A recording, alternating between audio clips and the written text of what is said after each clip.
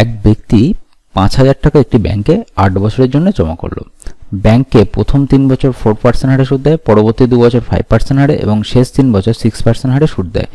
মোট সুদ নির্ণয় করতে বলেছে। তো এই ক্ষেত্রে ব্যক্তির মোট টাকা রেখেছিল কত? 5,000 টাকা। এখন কিছু বলে দেওয়া নেই, মানে সরল সুদ দিয়েছে 8 বছরে।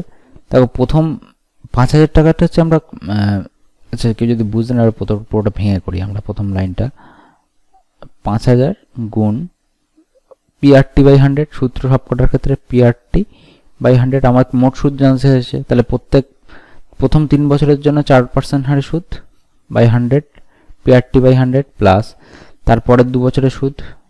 আসলে সবসময় একই থাকবে যেহেতু সরল সুদের অঙ্ক। 5 by 100 plus 5,000 into 3 into 6 by 100।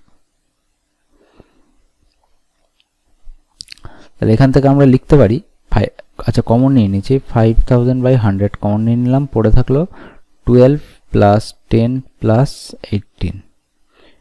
এখানে দুটো জিরো কাটলো, এখানে দুটো জিরো কাটলো, পড়ে থাকলো 50 ইন্টু 30 অ্যান্ড 40। তাহলে হচ্ছে টোটাল সুদ হবে আমাদের 2,000 টাকা। তাহলে টোটাল সুদ হলো গিয়ে আমাদের 2,000 টাকা। তাহলে অ্যান্সার হবে ডি।